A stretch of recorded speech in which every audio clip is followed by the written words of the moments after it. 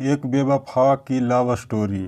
बात लगभग 1 साल पहले की है, जब दिनेश आगे की पढ़ाई करने के लिए जयपुर शहर चला जाता है। वहाँ पर दिनेश के मौसा मौसी रहते थे। वह अपने इन रिश्तेदारों के पास पहुँच जाता है और उसके माध्यम से ही कॉलेज में एडमिशन ले लेता है। पहली बार बड़े शहर में जाने की वजह से दिनेश वहाँ से चीज़ों से बिल्कुल अनजान था। दिनेश के मौसा जी के पास वाले मकान से ही एक लड़की उसी कॉलेज में पढ़ाई करने जाती थी।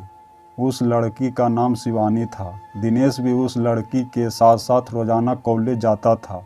वह पढ़ाई में काफ़ी होशियार था। धीरे धीरे महेश कॉलेज के साथ साथ शहर की चीज़ों से रूबरू होता चला गया। पढ़ाई में होशियार होने की वजह से कई लड़कियां उससे इम्प्रेस हुआ करती थी, लेकिन दिनेश अपनी पढ़ाई के अलावा किसी की भी तरफ ध्यान नहीं देता था। एक दिन ऐसा हुआ कि कई सारी लड़कियां दिनेश की क्लास के अंदर पहुंच जाती है और उससे बातचीत करने लग जाती है। गांव का लड़का होने की वजह से उससे बात करने में उसे काफ़ी शर्म आ रही थी। दिनेश के किसी भी प्रकार का कोई जवाब नहीं देने के कारण सभी लड़कियां उससे छेड़छाड़ करने लग जाती है। इसकी वजह से दिनेश काफ़ी नाराज़ हो जाता है और वहां से चला जाता है।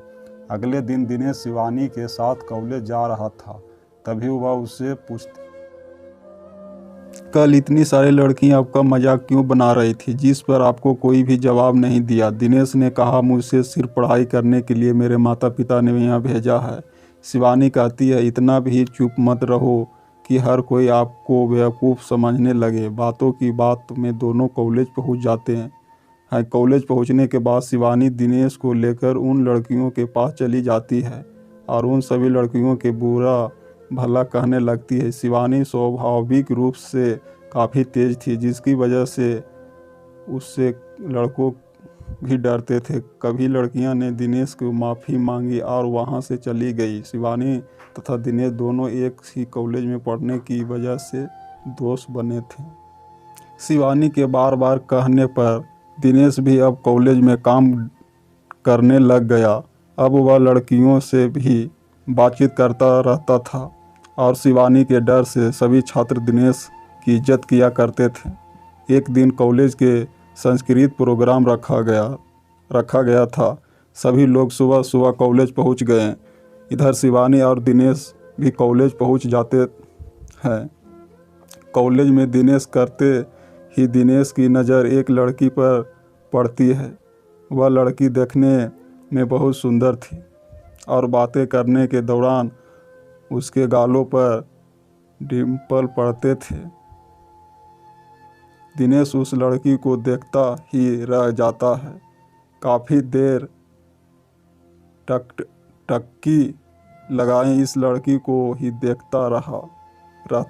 वह लड़की दिनेश की तरफ आती हुई दिखाई देती है तो वह अपनी नज़रें नीचे झुका लेता है। नज़रें उठाकर दिनेश ने देखा कि शिवानी तथा वह लड़की एक दूसरे से बातें कर रही है। उस लड़की के चले जाने के बाद दिनेश ने शिवानी से उसका नाम पूछा। तब शिवानी ने कहा, आपको उस लड़की से क्या काम है? तब दिनेश ने कहा, बस वैसे ही पूछ रहा हूँ। इतने में शिवानी कहती है, मुझे लगता है शायद वह लड़की आपको पसंद आ गई है। दिनेश अपनी नज़रें नीचे कर लेता है और चुपचाप खड़ा रहता है। दिनेश की हरकतें देखकर शिवानी समझ चुकी थी कि वह उस लड़की को पसंद करने लग गया है।